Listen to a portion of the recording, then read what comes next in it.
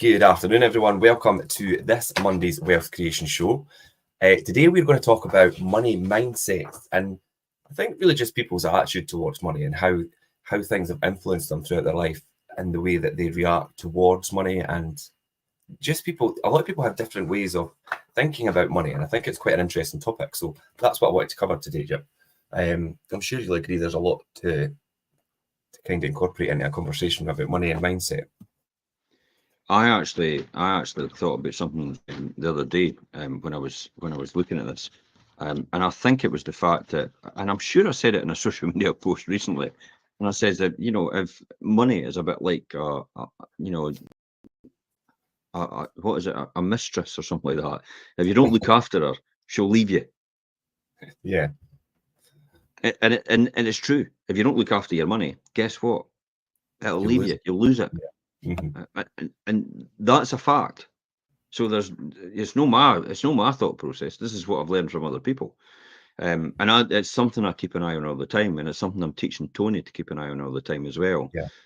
So when I pop my clogs, Tony's there to look after the fund, and then keep it going from there on, and understands the total mindset.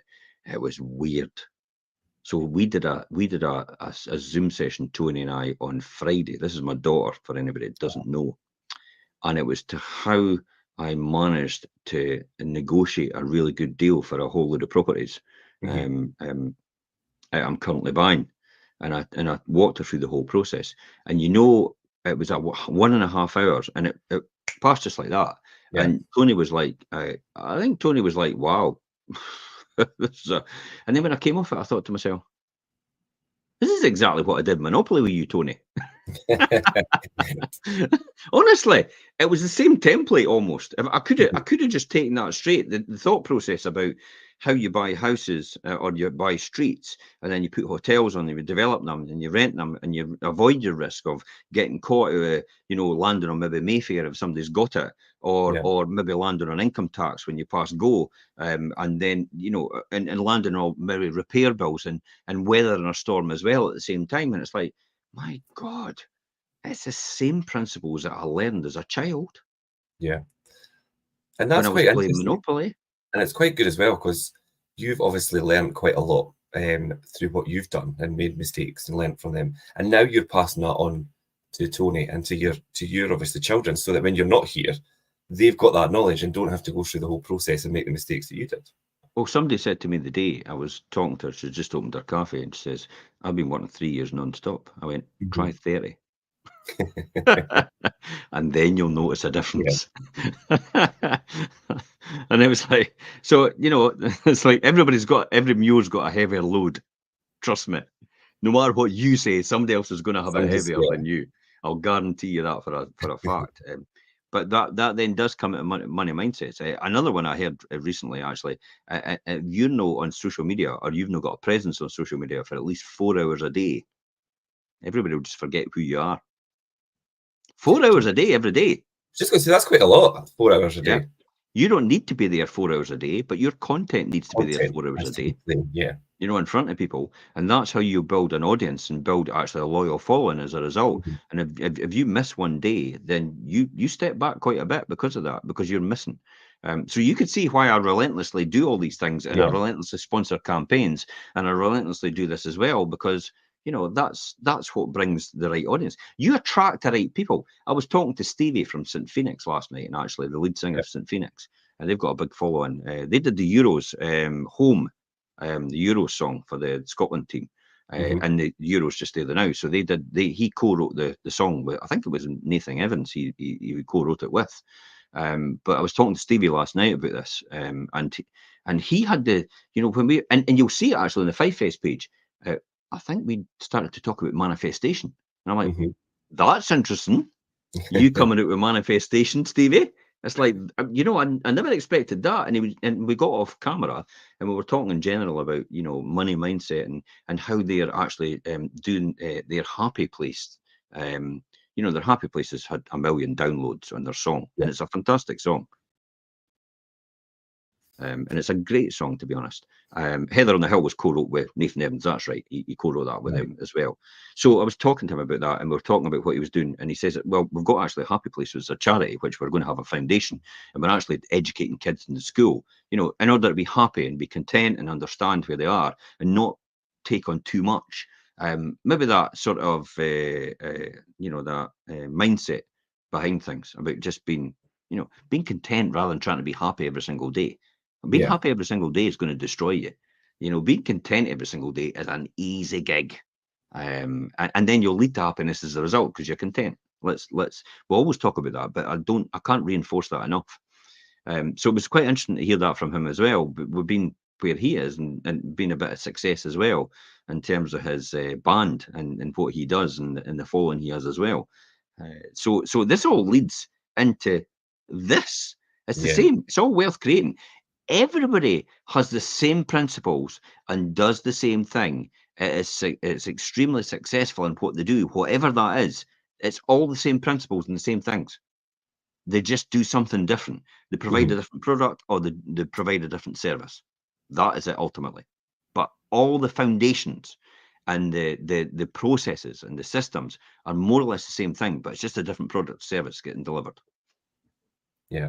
Do you know, we have, when you bring it back to basics, and we spoke about this fairly recently, quite a lot, and you've asked me the question and things as well. It's like, and if you ask anybody else as well, it's like, when we talk about financial happiness or contentment's probably a better word, do you know, what is that to someone? Or what's their financial security? What does that look like for them? What do they want to be, to have to be in that position? And a lot of people... Is that no say at all? Yeah. But a lot of people... Since you said that, I began to think about it, and I thought, yeah, I know exactly how that feels now. Yeah. But a lot of people just respond by maybe saying, do you know, I just didn't want to worry about money, or I don't want to be able to buy things without feeling guilty, or, do you know, and just having that kind of freedom and maybe not thinking about it completely in the bigger picture, in the longer term. That's all I'm doing. Yeah. All I do, I spoke to Rasha this morning about that. I says, all I do is I live within my means, well within my means. And then when I want to do anything that's special, I just, you know, I get the money to do it. And then I go back to living within my means again. And I keep reinvesting all the money I've got and just keep compounding it over time. And that's why I'm teaching Tony to do the same thing with the fund we've generated. I'll refer to it as a fund all the time because it's like, it's not exactly anything other than that. It's not a business, it's a fund. Something that could be built and passed along. Yeah, it's a family fund, fund, and it'll be a family trust fund if I can get it sorted out. Yeah. And that's all it is, to provide for the family and provide for the wider community. Because obviously, if you don't need it, and then you know you can get access to it, and it will help somebody else, then you know they'll be taught the same principles. People see what you do, so whatever you're doing is what they'll replicate. If you're out drinking every night and you're smoking and people are antisocial and stuff like that, your children and the people around about you will probably be exactly the same as you. They'll pick all that up and they'll replicate what you do. They'll maybe not do exactly how you do it, but it'll start to come out in them. That's what happens. It rubs off on you. That's all they know. So then when you look at your children today and you think they're going through a hard time in their relationships and stuff like that, why do you think that is? And it's probably because of you and how they saw you and your relationship with your partner. Yeah, I think 9 times out of 10, the children and things are going to replicate or kind of mimic what their parents or whoever looks after them done, because if they're bad at relationships, or if they're quite a recluse, or if they've got addictions and things, 9 times out of 10 you see that coming through. I was smoking at 6 years old. 6-year-old, I tried smoking because I saw my mother and father smoking at 6 years old. So I thought, I'm going to be an adult and this is what I'm going to do. I remember throwing my mum came upstairs and I threw the cigarette under the bed. 6 years old. That's crazy. And I burnt the carpet. I had no idea what was happening next. But you see how that's a huge influence. That's probably my earliest memory of how someone influenced me, because I saw what they were doing. Someone that I knew and I respected, because that's the only thing I saw. Yeah. So I thought, in order to be them, because that's what you always want to be when you're younger, you want to be your parents, because that's all you see is the example. Then you will follow that example, and that's the type of things you'll do to do that. Yeah. And it's the exact same about people's attitude and how they are towards money. Money. It'll rub off on your children and how they manage their finances and how they are in their life. So it really is like money's really got as an emotional thing. It's got quite a strong emotional connection. And people will want to spend lots of money to make Money has themselves only feel got better. money has always got an emotional connection, because I'll guarantee you, for even all the people out there that say they're absolutely skint, how many of them bought Oasis tickets? Probably a lot of them, yeah. Yes, And spent that's a my lot of point. money. So it's emotional. It drove that decision. It was nothing to do with can I afford it or no. It's emotional. Money is always an emotional decision when it comes to it. And I always say people will find money for what they really want to What do, they really want, yeah. no matter if they claim they've no money at all. And a great one out of that is if you've got a car and the tire burst on your car tomorrow, you're telling me you've no money for this, for whatever you want to do, your tire burst on your car tomorrow, how would you get to work? You wouldn't take the bus. You would probably put it into the garage and then you get your tire fixed and you go to work. And And I find would a way. say, where did you get the money from to do that then? Because I thought you were skint.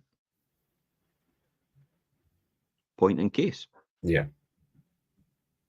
Yeah, and I think if you could take that driver that makes if somebody's seemingly skint but can afford to get the Oasis tickets because they really want them, if you could put that driver in place of something else that could help you generate more money or be more successful, Same principles. you ultimately would be, yeah. Same principles. You're driven Yeah. to do that. So why do you know it's the same energy. Mm-hmm. It's the same energy, just used in a different way. All energy that comes from your body, it's, kinetic energy. There's potential energy, which is stored up energy. There's kinetic energy, which is movement energy. It's going, it's transferring somewhere. Kinetic energy is what you use. So if you're using kinetic energy, you've got the potential energy in you now. You transfer it into kinetic energy, and you do whatever it is you need to do with it, whether it's bad or good. So why do you not just continually do good with it? That's my point. Why would you want to use it to do bad? But some people that's how they're wired up, because of the social connection and round about them as well, and the money, the mindset they have with money, because of the relationship their parents or the people round about them have with money as well. If they go and do all these different things and and spend money like it's going out of water, going out of fashion, and money, my mother and father, my mother especially, or was it my father? My mother, I think. It used to say to me every single time when I was younger, it's like money burns a hole in your pocket every single time, because I spent it all the time Mm-hmm. when I was younger. I used to get my pocket money on a Friday night, but this was called addiction. So this was addictions and gambling. I realised that later on in life. But at a very early age, I used to take my pocket money, run down to the arcade, and spend it straight away gambling. Straight into the pugging Yeah, machines. this is Yeah. 10 years old. 10 and 11 years old. I used to do that every single time, and every single time I ran out of money that night, straight down to spend it. So that tells you everything. Now, my mother and father should have gone, wait a minute, this guy must be, must want something more, because that's why you do things like that. You're excited. So now a lot of people will analyze that as like, wait a minute, I could channel that energy somewhere else. Mm-hmm. And we began to learn about the mind, and we began to learn about physiology and all the rest of it through people like Tony Robbins in the very beginning, Bob Proctor, Zig Ziglar, all these different people. We began to realize about wealth creation and the money mindset that you actually need. So money mindset, as you say, it should start early at childhood, but a lot of people pass their total responsibility for managing money onto the state, which is through school. And Mm-hmm. school doesn't teach you that at all, how to handle money. Yeah. School teaches you to get a job. How to handle money is, let's operate the till, as a baron, and then let's sell people goods, and let's talk about what the cost of the goods is, and then the profit available, and then that's how you should do it. That's how you should teach children about managing money. The cost, the price to sell, the margin in the middle is the profit you keep. That's how we should teach our children, because they'll all be running businesses and being, self-sufficient. They should Teach teach it. Teach like it. It's the enterprise. simple thing. If Yeah. you give a man a fish, he will eat for a day. If you teach him how to fish, he will eat for life. This is what we don't teach in school. The money, the relationship with money. We don't teach that in school at all. But how could you? How could a teacher that is not wealthy or not prosperous teach Teach. Yeah. children about wealth, money mindset, and able to handle? I mean, that person could be, you know, out of control with their money. They might be buying stuff left, right, and centre, and credit cards up to their Yeah. debt up to their eyeballs. And so that's the difficulty. So it's like what you've got pointers here, that those beliefs and attitudes from your money mindset are driven out of all these different things that you experience, and also through failure. And some people learn through failure. I mean, obviously, I must have learned through failure, and the fact that, well, I wasn't quite fortunate. I was right place, right time. I Hmm. got involved with the right mentors who changed my mindset, or I would still be spending money like it's going out of fashion. Yeah. I wouldn't been able to, I wouldn't have disciplined myself. I wouldn't have understood what I needed to do next. I wouldn't have been able to build that dream, because I was the proverbial, flea in a jar, keeping jumping, and just only jumping so high, so I never hit the lid. So therefore, I never knew there was a ceiling anymore, and that's how I was jumping. But there is a ceiling created out of all the interactions you've had in life, overall. So it's all these interactions that create that ceiling in your mind with your relationship with money, about how you use money. Oh well, money only comes to people that maybe rip people off. Oh, if you've got lots of Yeah. money, you must be dishonest. Some people genuinely believe that. If you're rich or wealthy, you must be dishonest. That's what some Hmm. people actually genuinely believe. And for a period of time, a minute period of time when I was really young, I kind of thought that. It was Yeah. only criminals that win. I remember people used to go, cheats never win. And I thought, well, I see a lot of them winning. Yeah. These people cheating with their, ripping people off, loan sharks and stuff like that. These people are winning. How can you say they never win? And by the way, look, I'm going to move my pawn into that position, even though it's not allowed to do that, and I'm just going to cheat. And checkmate, I won. Hmm. So cheats do win. That's how I used to think. I get a clout across the ear for that. But that's the type of thought process I had when I was younger. And again, that should have been identified. And it's like, wait a minute, this kid obviously thinks a bit different. It's like, is this something we should nurture? Hmm. And it's nature nurture. Is it nature, or should we nurture people? Is it just, Yeah. it just happened to our children? No, Nature it doesn't versus happen. nurture. Yeah. Yeah. It Yeah. doesn't I think happen to our that is person. important. It's the mindset and what the interaction they get all around, people around about them. Yeah. I mean, it is really important to remember that your financial mindset and things can be changed. A lot of people maybe feel like they're stuck in a rut and, kind of get out of that, the way that they do things and their attitude towards money and things. But I mean, everybody's probably been there, and a lot of people might still be there. Obviously, listen, Nobody's stuck in a rut, Richard. but Nobody's stuck in a rut. It doesn't want to be stuck in a rut. this is what I mean. So, You know, but then, they've no, but you have to understand this mentality. If you are if you are struggling with your money, and you don't you're not able to balance your books, you've yeah, got more money going out than you've got coming in, then you don't have a grasp on the how to handle money correctly. mhm, And that's not that's I'll be honest, here's the truth bomb here. Here's the bottom line out of this. It's your fault. mhm, It's no one else's. It's no the state. It's no the government, because they're not giving you enough money. It's no anybody else round about you, because they're not helping you out or anything. It's your fault, because you're the one that has to create that, or yeah, you're the one that has created that situation out of what you've done or what you've failed to do as a result of what you're doing. yeah, It just doesn't.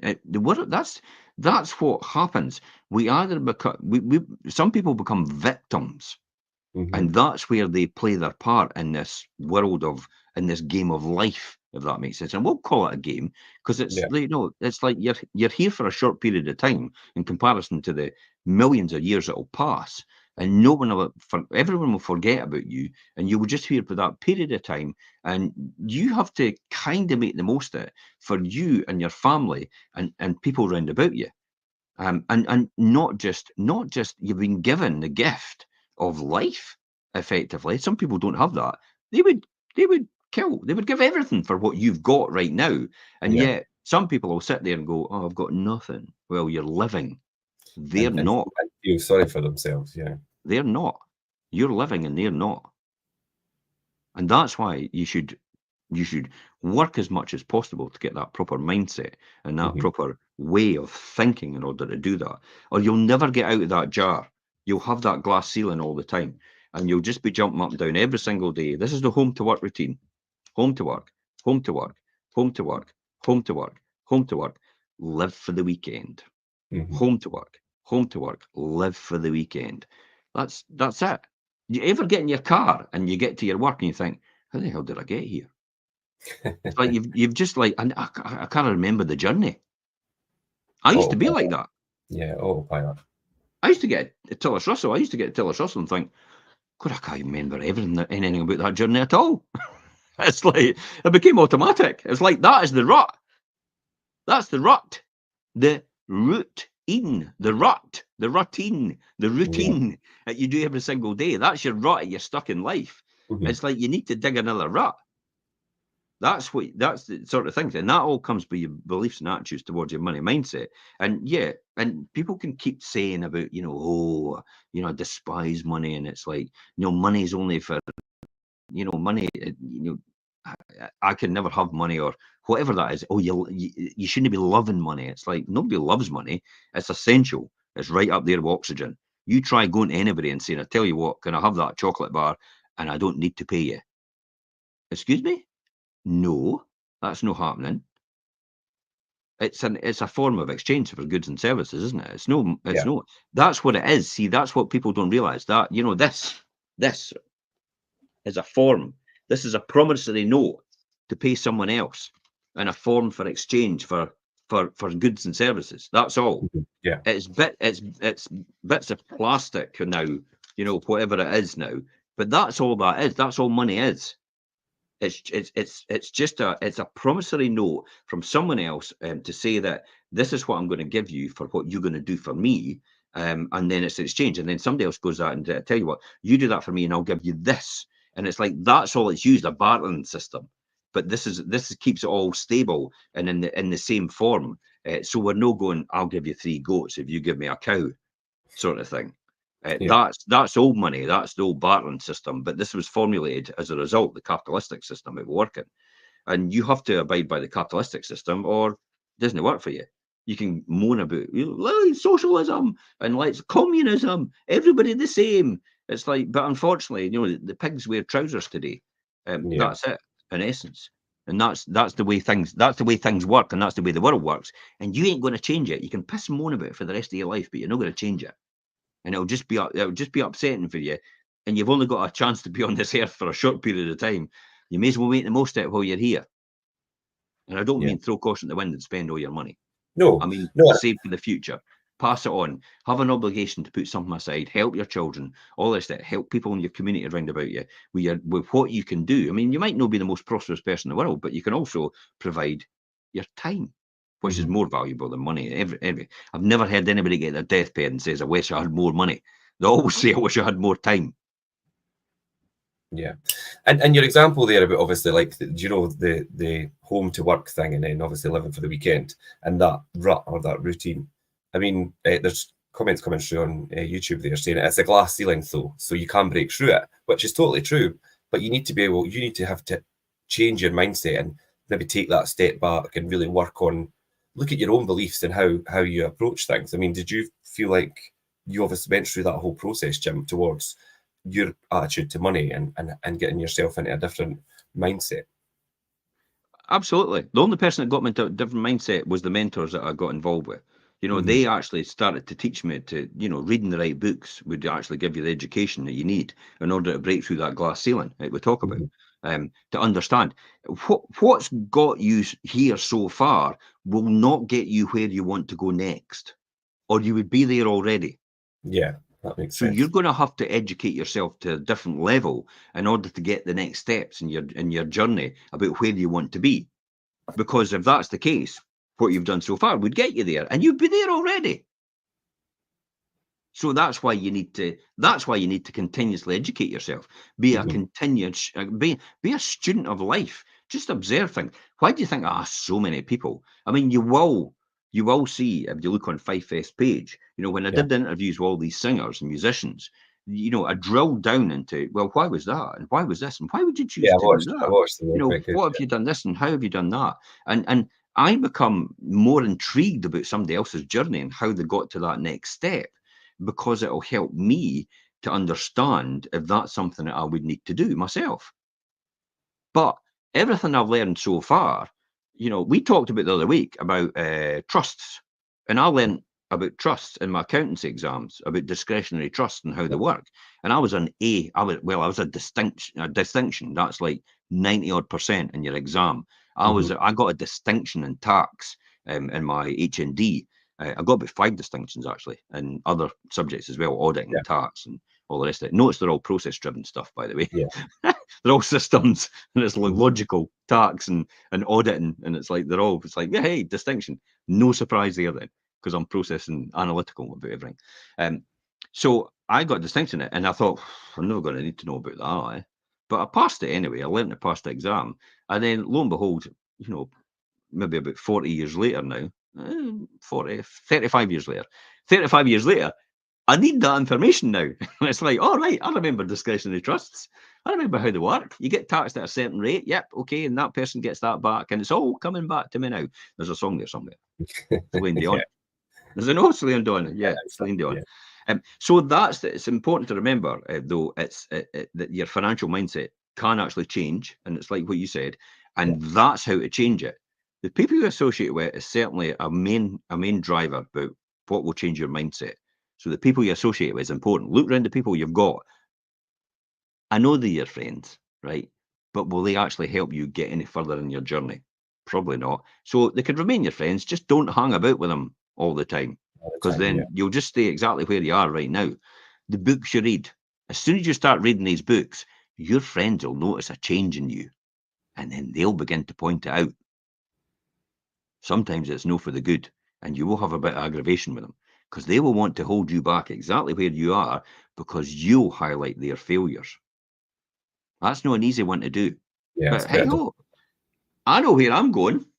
You can come with me, but you ain't holding me back. Yeah. I'm just doing it.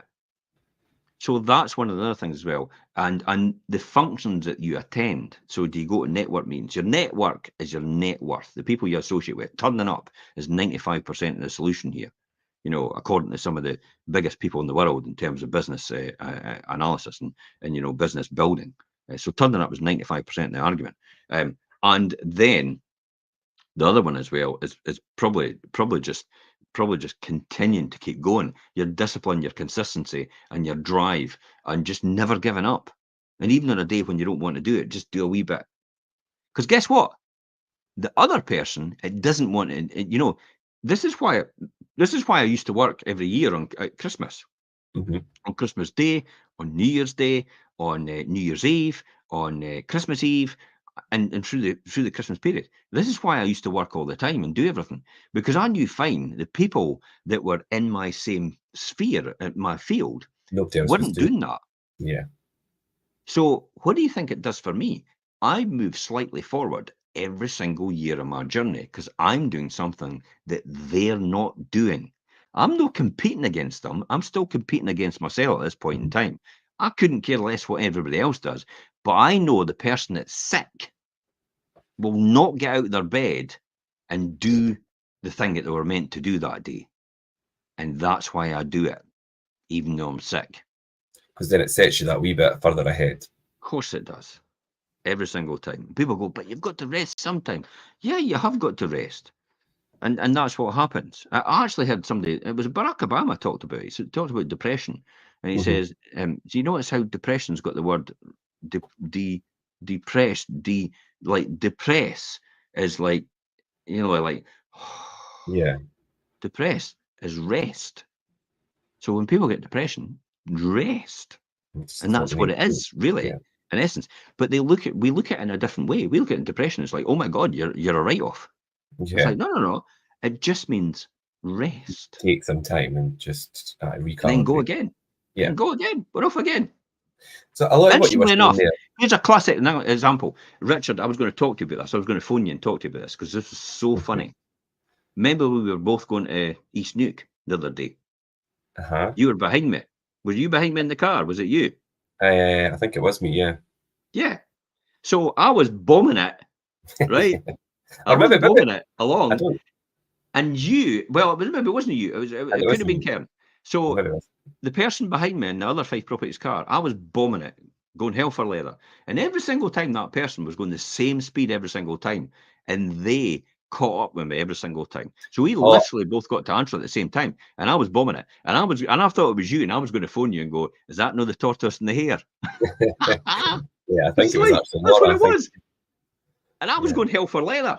And it's like, at all the various parts I could get go, there at the and you same time. still, that person, the other Fife Properties car behind me was just going a steady speed all the time. And that tells me every single time, the tortoise always wins. Yeah, Get rich yeah, that's slow. yeah. Wins every That's time. that's a really good analogy. And sometimes you can see people and they're doing hell for leather and pushing themselves, rather than and they've just burned themselves out. Whereas somebody who's Yeah. working consistently still You know what? compounds up and gets there Here's what I and they talked stay. about at Cammy yesterday, Cammy Barnes. Okay, Yeah, I hate I'm name dropping everything. It's like, let me give something you could see. Something you could see. Let's just two card readers. Okay, so this is where we both start off in hmm here. So we're both starting off in here, and the hare takes off like a rocket, right? And the tortoise goes a wee bit. But when you come to wealth creation, you're the tortoise when you first start.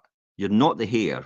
You're investing. You're planting trees, planting trees, and you're never getting any return on it, really. You're just planting every bit of return. Whereas the hare runs off and it keeps running.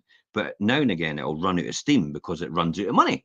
yeah, But the tortoise never runs out of money because it's always planting the seeds and growing more money, but actually just replanting them and growing even more money. But there comes a point where the hare has run so much and it's used all its resources that it runs out and the tortoise overtakes, and the hare never catches up after that because the tortoise has built so much wealth up that the hare can never catch up with that ever again mhm, because it just keeps multiplying every single time. And that's why you want to be a tortoise and you're investing yeah, every single time for that very reason. Because no one will touch you in 20 years if you've disciplined yourself to just do it a wee bit every single day. In 20 years' time, you will set yourself free way beyond your wildest imagination because of that mindset of being a tortoise. hmm Everybody yeah. wants to get rich quick. Nobody wants to get rich slow. Yeah, I think when it comes to investing and building wealth, the tortoise and the hare things, it's a brilliant analogy. It doesn't happen overnight, and you really need to invest over a longer period of time. But a lot of what you were talking about just before that was, and it did kind of relate a lot to what I was going to talk about next, and it's people having, you could have a fixed mindset or a growth mindset, and So, in your sometimes, opinion, then, what is a fixed and what is a growth mindset? Fixed. What well, is fixed? Quickly, because we've got yeah, quite a lot of content here. yeah. I mean, if you've got a fixed mindset, you believe that your financial situation that you're in just now is fixed and you cannot change it. And then you might feel that there's no point in maybe learning more or, adapting to the world around you and your finances because it wouldn't make any difference to your And you know what day-to-day I would say to that? That is a relationship. lot of rubbish. And that's a fixed mindset. No one has a fixed mindset. People have a fixed mindset, or they think they've got a fixed mindset, Mhm. but the reality is that is utter tosh. Yeah, You can make as much money as you want to make. You have to choose to your mindset has to change in order for you to do that. And a yeah, lot of people just don't want to change.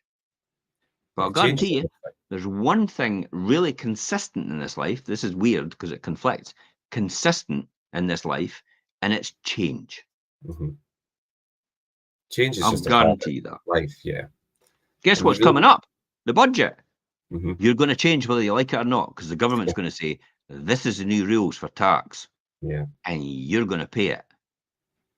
And everybody go, oh, I can't afford it. It's like, well, you should have foreseen things like that coming and been able to weather a storm and put away some money. And I think somebody used to say, squirrel away some money. Like yeah. I like that idea, squirreling away some, digging a When I hole. think of that, I think of the Bank of Scotland Squirrel Savers account that opened when I was young. That's what I Yeah, always think of and that. that's why they did it. It was a very unique thing. But that's exactly why they did things like that, because Yeah, that had that mindset, and that goes in line with the squirrel. Yeah. We have squirrels all the time because we're next to a glen, and Yeah. and in the summer they come and take all the peanuts, even though you put. And I'm thinking, can you just take one at a time and eat it, and that's enough for you? But they go and plant them all around the garden, and then you see them in the winter digging everything up Mhm. because they know where they've left them. So you know, if you've got that farmer mentality and that squirrel mindset in terms of what you're doing, then you'll be set for life. Yeah. Yeah, because having that fixed mindset could really be a barrier to you improving your relationship with money and your financial situation. But what about a growth mindset then, Jim? Well, you believe it, anything's possible. Yeah. You know, you could earn more money, and that's what a growth mindset ultimately is. And you have to adapt and change in order to be able to do that. That's in my opinion what it would be. That's definitely it. I mean, you know, there is 4 signs. It might be time to change your money mindset. You know, Yeah. what are these 4 things, Richard? Yeah. So I think number one is when you're constantly feeling worried about your money and your financial situation. I mean, how often do you think about your financial situation? Do you know, on a scale of 1 to 10, I mean, I'll tell people, you how important it is to you right now. okay. Okay, 10 for me, by the way. Yeah. 11 actually, probably even 20. I think about my financial situation. I've got planned every single day. I had a conversation with Kester the other night because I'm buying another portfolio, Yeah. and I knew exactly where all the money was and where I was going to get it for. Now, when I started that, and I look at my bank account, I go, I have got nothing. but then when I make a commitment to buy something, then all of a sudden I know where the money is. Make it happen. Yeah. Because I know where all the money is. So, you know, in my own personal bank account, I've got nothing. But in the business bank accounts, I know exactly where everything is, right down to the nearest pound. I know Yeah. exactly what it is. And the reason for that is because if you don't understand where your money is, you're on a hiding to nothing, knowing it. Mhm. You can't make any decisions because you don't understand what you've got. So if you don't understand what you've got in the bank right now, then you need to start learning that. And if it makes you miserable, it's meant to, because then you might actually do something about it.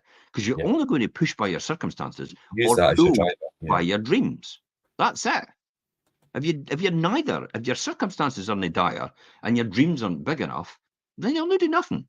Get You'll too, be the home to work person too and live for the comfortable. weekend. Yeah. That's all you'll be. So that's where, you know, if you're feeling constantly worried about that, you know, the other one as well, you had said here, if you have financial scarcity mindset, you know, that's it's not, you know, not being mistaken with saving money mindset or anything like that. Scarcity means that you believe you'll never have enough money to be comfortable. Do you know who gets that? The older generation. Yeah. It's like, oh my God, I might run out of money. Mum, you've got £600,000. You're You probably just going wanna to hold it last all. another Yeah. 10 years. So literally, you could sell everything up tomorrow and live on 60 grand for the next 10 years, tax free. Do you think Yeah. that's going to be enough? How much you spending now? Oh, about 10. It's like, really? It's like you're going to run out of money. No, you're no. But nobody, they don't think about it in that context. They convince themselves, the older generation convince themselves they've got no money. And when you know, I could take every single person probably and go, actually, you've got money there, you've got money there, you've got money in that. And it's like, and you say you've got no money. You Mhm. have got money, you've got wealth. And you need to start looking at some of that wealth, making it work for you, or actually liquidating some of it and actually using it for yourself. Yeah. Because you're not taking it with you, so you may as well use it now. Oh, but what if I run out of money? You'll never run out of money. Know the amount of money most people have, but they just don't realize it. Everybody wants to remain poor. They convince themselves that they're poor. It's like, I'm not putting the heating on.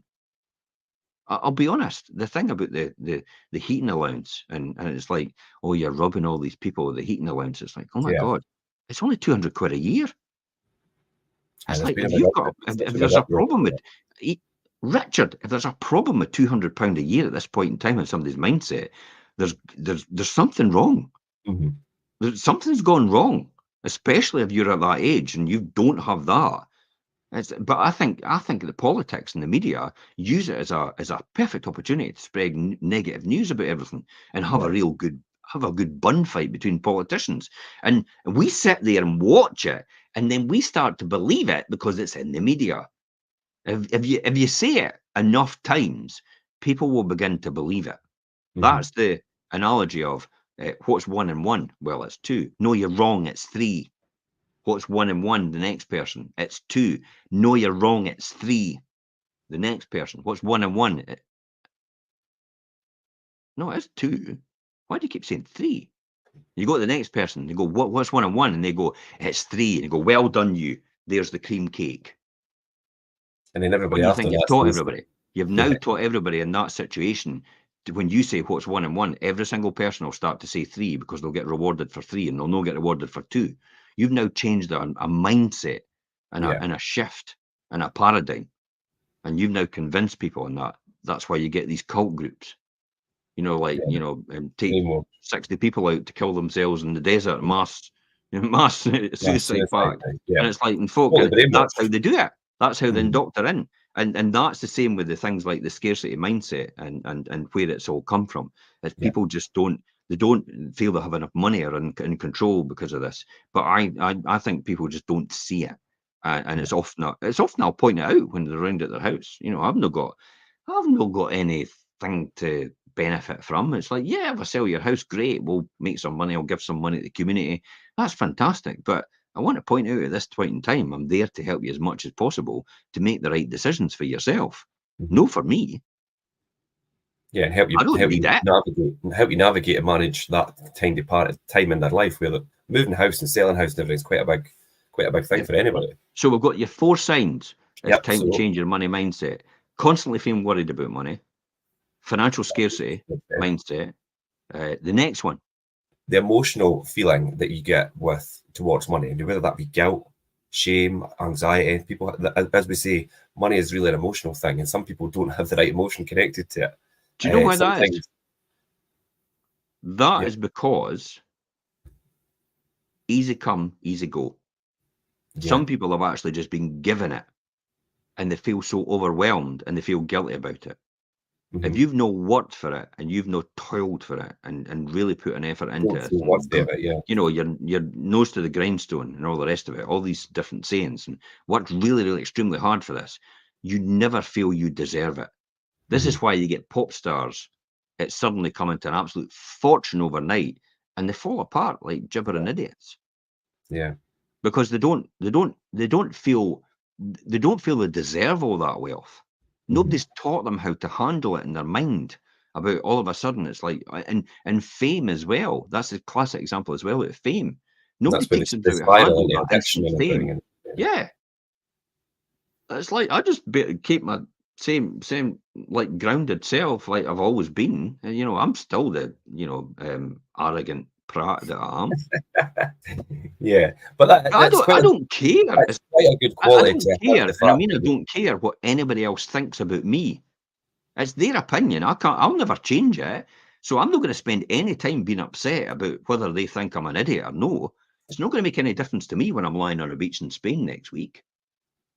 it's quite a good quality though to remain true to yourself regardless of your situation, whether it improves greatly or not. Do you know you're still the same person Of course to it is. be able to do that? Yeah. I have a great actual, this is a great example of being true to yourself and how Mhm. people value different perceptions of you. And this was a great experiment I did yesterday. I had a reasonable high profile singer. It's no Cammy, by the way. I'm not going to say anything about that. But another and singer through they've thought they were high profile and they have been traveling the country singing a lot all over the place and they are known by a lot of people. But I was just trying to get an interview with him. I just said, I've only need 3 minutes of your time at the camper van, 3 minutes of your time. I'll get a Yeah. live interview with you for Five Fest. After all, I never says after all we're paying you, but we are paying you. So I says, I'm only need 3 minutes of your time. And the person just dismissed me. And it was like, oh, well, I'll be away in 10 minutes. And then 10 minutes passed, and I'm like, I'm sitting with and I know I've got to do a live broadcast for the person that's on just now, and that Mhm. song's coming up soon. So by the time he appeared there, look, I've got to do this live broadcast of the song, so I'll catch you. And then I tried to catch him later on, and he was like, oh, well, okay, then. Is that person coming with us as well? And oh, no, they'll maybe not want to do it. And we talked about different things. And then once the interview was over, we were talking about, and, people were round about the person, and we're getting photographs of him and all the rest. Him, well, we'll tell him, all the rest of it. And it still wasn't a Cammy, by the way. So it was quite interesting. So I thought I'm going to do an experiment here. So I did an experiment. I got my phone out. It goes, God, everybody's getting photographs with you. Am I missing a trick here? I says, I did honestly say am I missing a trick here? I tell you what we'll do. We'll have a wee selfie together. So I took a wee selfie, and I goes, I'm going to take another one, just in case that other one was out of focus. And he went, oh, what's all that about? And I went, well, funny enough, I says, and I scrolled back my phone, and I says, when I was on Necker, I says, what's coming in. Yeah. Scroll. When I was on Necker, I accidentally took a fuzzy photograph of Richard Branson, Yeah. and I showed him the one I had. It says, but I got this one next, so that's why I took two, and that's why I've learned that lesson, because the other one was terrible. And he went, oh my God. He says that is the goat. Yeah. I went, yeah. He's a good guy. I says, I'm going back out in November, and we'll probably catch up again and all the rest of it. And he was like, his opinion of me changed completely. Next minute, he wants to be best friends. Yeah, that's mental. How And he's now he's texts me. And says, we need to have a cup of coffee together. One minute, he didn't want my time of day. He wasn't interested in me at all. And the next minute, I was like, let's have a coffee together. I've not responded to that. It's And funny he sent me a couple of things. links for stuff that he's doing. And I Yeah. was like, and I've not responded to that either. But later on, I'll say, I'll probably just text back saying, look, when I get a chance, I'm away to my house in Spain. When I get a chance, see? And it's like, oh, you never know who you're speaking to, by the Yeah. way. So you should treat everybody just exactly the same as everybody else. Yeah. That is a great lesson. example. Yeah. That is definitely a lesson. Do you think I'm really enamored about giving him any of my time at all? Not particularly. I am, actually. And you know why? Because it's not anything to do with that. It's because I could have easily made the same mistake in the early days myself. Yeah. And Yeah. I understand that now, and I understand I understand that principle. It's like you'd never know who you're speaking to and who could help you on with a journey in life, and you could help them on as well. So you never know where that's going to take me. But I I will suppose arrange something at some point in time. We'll get together, we'll have a wee chat, and I'll see where it goes. I'm no yeah. bothered. I love these sort of journeys, because then I think to myself, sliding doors. Mhm. It's Yeah. like, oh my God, that is the time where I could have just gone, nah, forget it.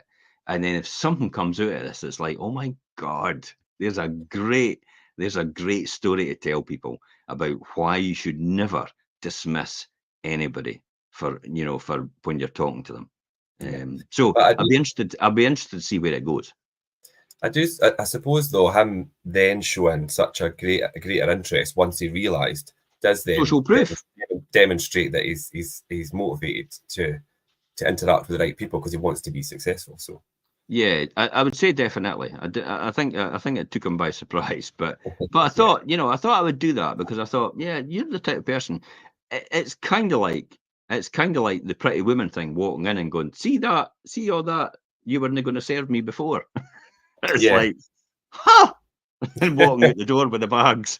But I didn't do that, and I wouldn't do that. no, But it's kind of like that sort of thing. It's like you didn't realize who you were speaking to at that point in time, and no one does. So you should always be, the word is humble. You should always be yeah, humble with everybody. You never know who's having a difficult time, who's struggling, who doesn't know your story. So you have to understand it from their point of view. So I get it completely, and if it leads somewhere, it leads somewhere. But it'd be interesting. I'm now intrigued, because I'm a student of life. see I'm now where it intrigued to goes. see where this would take the next steps, and how this would transpire. Yeah, So that's a good one. So this is all coming back to the negative feelings about guilt, shame, and anxiety, and all the rest of it. And we'll just come back to that and finish off and go to the next one. yeah, But a lot of people, because it's easy come, easy come for their wealth overnight, then, and they don't feel they've put enough effort into it. They just feel, I'm not deserving, and they yeah. And talk it down. it could be quite an overwhelming thing to have those kind of feelings, and it could really hold people back and maybe make it quite difficult for them to make the next steps to improve themselves. So Here's be a great careful of example. Here's a great example of somebody exactly like that. Lewis Capaldi. that. Now, It's very I much actually met, he's a piano player, keyboard player. He was at Fife Fest yesterday. So he played keyboards for Lewis. They know each other on the Graham Norton show. So I was talking to him at the weekend as well. And it was he didn't want to tell anybody. It's like I did it's with him and Cammy. They were both in the camper van. If you go in and watch it in Fife Fest, he didn't want to tell anybody. He says, "Oh, I'm not want to tell anybody." He says, "I'm like I say it," and I'm like, "Oh, this was off camera." I says, "Why?" And he went, "Oh, I could just feel it's like." I says, "Listen, I know exactly how you feel. When I come to the awards and I get another ESTA for the top estate agent in Scotland, I go, yeah, okay, it's another ESTA, big deal. Roll on next year, we'll win it again." And that's all my drive. And then, Chris Watkin gave me a slap over the head, which was my, the guy I was speaking to at the time. And this is the story I was telling him. And he said, the ESTA isn't for you. It's for everybody else. Yeah. It's for your employees. It's for your customers. It's for your fans. It's no for you at all. So don't be selfish. Let them enjoy it. And that's why he came out with it. He was happy to talk about it. Yeah, that's quite good. It's true. That's what that is. Don't be selfish. Let other people enjoy your success. Mm-hmm. If you don't want to enjoy it, don't spoil it for them. Yeah, that's So quite a the good one. fourth one in this, Richard. Yeah, well, the fourth one, and I think a lot of people will be able to relate to this, and it's when people describe themselves as being bad with money, or a natural spender, or like what your mum used to say to you, like what your mum used to say. You just get a kick of dopamine every single time you buy something, and that's what it gives you. That's well, it is natural to love dopamine. I'm actually the next podcast I'm listening to now, Diary of a CEO, is all about dopamine addiction and why people crave it. That'll be interesting. But that's what it is. Natural spender. It's a lot of rubbish. It's tosh. Everybody wants everything in life. That's just a natural human trait. That's how we are, and that's how all animals are. Do you think if you put a live carcass down in front of a lion, it'll go, nah, not interested? It'll be in there like a flash. Yeah. It's food. It's programmed to do that. It's like that's how we are as well. We're programmed to consume. We're programmed to want, to need, and to want. That's what we're programmed for. That's what everything's programmed for. The desire to consume, I suppose. And ultimately, deep down, Tony Robbins talks about a lot. Everything comes back to the need to be loved. Mm-hmm. Every decision in life that you make will come back in some shape or form to the desire to be loved and validated, and to love. Mm-hmm. Well, validated is to be loved. That's what I mean. Yeah. So loved is the word. Everybody wants to be loved and to be able to love. And this is what the problem is with our core beliefs. It sometimes don't go in line with that. That's another subject to be talking about, core beliefs. So that's why, to say yourself, oh, I'm bad with money or a natural spender, you're telling yourself crap. It's like you're putting garbage in and you'll get garbage out of your mouth. So you're listening in here and bringing it in with saying, oh, I'm like that. And it goes in your mind and your mind goes and spouts it out. And then that's how you come out with, I'm just bad with money. See, if you hear that, you should throw yourself a bucket of water at yourself every single time. You'll soon stop saying it, by the way. This is why Tony Robbins says when you're on a diet or you're trying to cut back on eating, if you're going to order the dessert, if you do order the dessert, you're obliged to jump up from your chair and go, pig, in the restaurant and just shout pig and just point at the dessert. Stop ordering it. And you'll soon stop eating desserts in the restaurant. That's it. It's the same with alcohol when you think about it. If you force yourself to say, okay, every single time you order a pint of beer when you're not supposed to be, if you say that every single time and everybody hears that, at some point in time you go, God, I'm going to have to stop. I'm not going to have another one because I don't want to say this anymore. See how the pain has become greater than the reward now, because you're forcing yourself through that pain to do it, and you'll not do that anymore. That's how you can stop we're an addiction. If you deliberately become addicted to actually doing that with yourself, you'll actually stop your addiction that you've got. It's changing the habit. It changes your mindset. And that's what we're talking about. It's changing your mindset. So if you're bad with money, keep saying, as soon as something negative comes out your mouth, you do something, even get a water pistol out and spray yourself.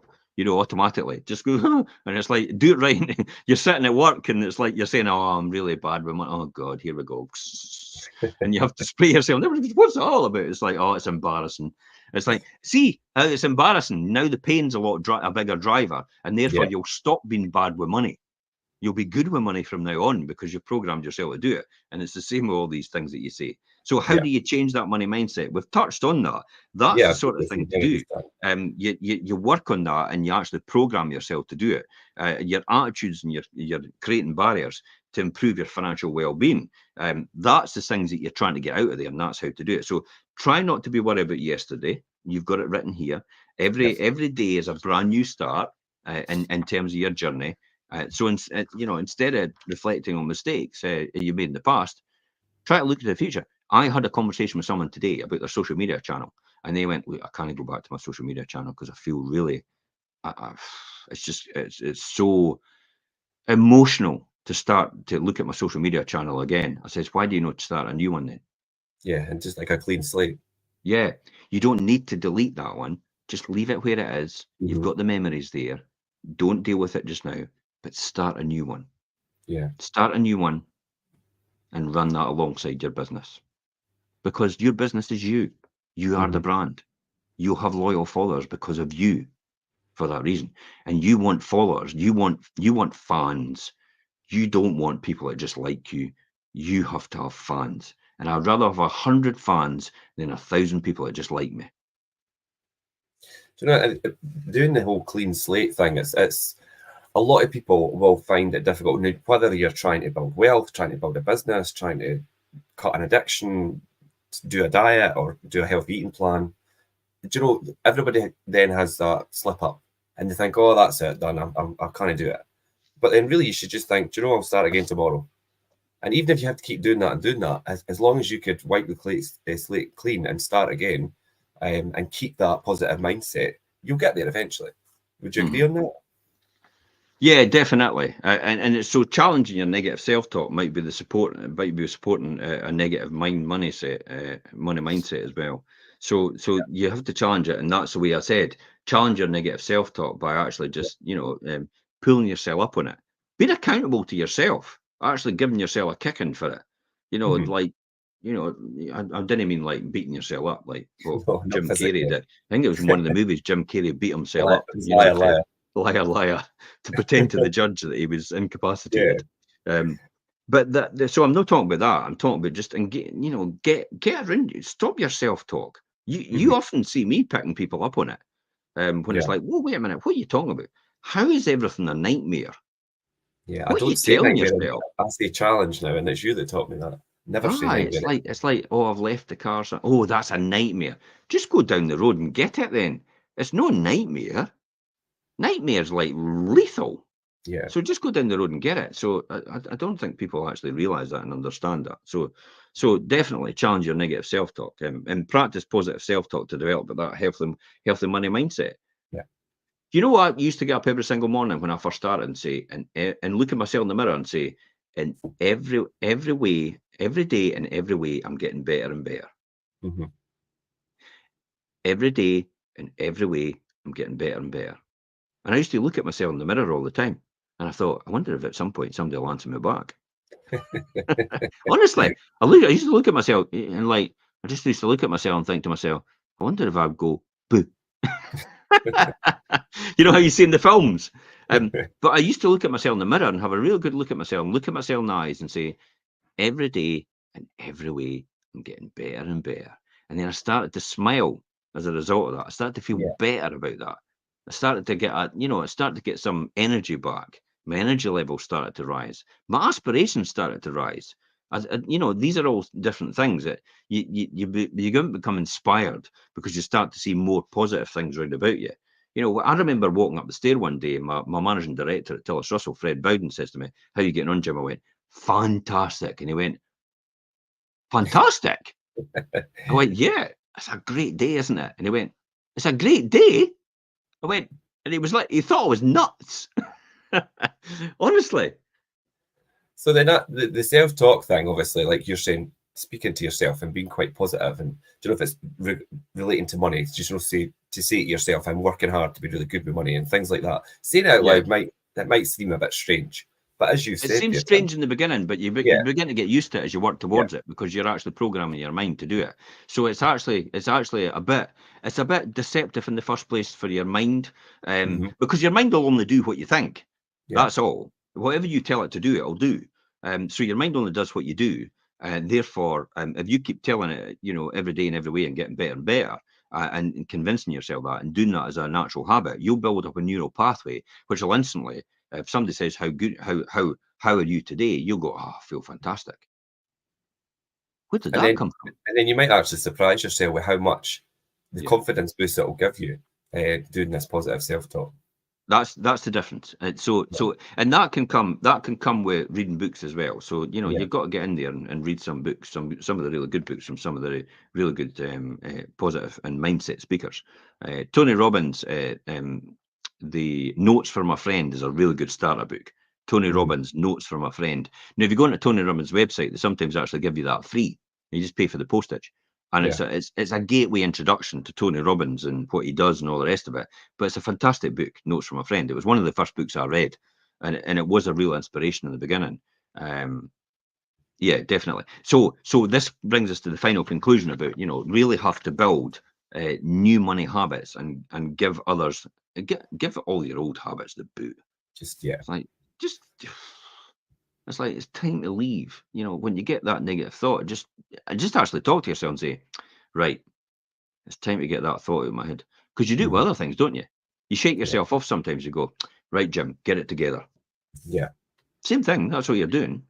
Like, pick yourself up, get yourself on. And that's what you say to yourself, but you say it quietly so everybody doesn't think you're crazy. Mind you, most people will think, oh, he's just on the phone to someone. Tell them to pick themselves up. Yeah. Tell them to pick themselves up and dust themselves off and go again. So that's the sort of thing. So, it really is about just building your new habits and creating that. And James Clear, the James Clear is definitely a really good book to read. Atomic Habits. Yeah, Atomic Habits is a really good one. I was struggling a wee bit to remember that again. I've got it here. Yeah. Aye, but have you had the habit of reading it though? Yes, I have. Yeah, good. So Atomic Habits. I'll be giving you a test on it later on, by the way. Multiple choice, but I'll test you. No, I have. Off camera. Yeah. Aye, prepare for it. I'll test you off camera. So that's it. It's just creating these new habits, and I'll finish off there because that's us. Yeah, that's us. No, that's fine. I think you're absolutely right, and it's all about your mindset and how you approach money and your attitude towards it. You do pick up a lot of bad habits from your childhood and growing up and other outlets, but you could always change it, and you could always have a clean slate, I think, and that's a good way to finish today.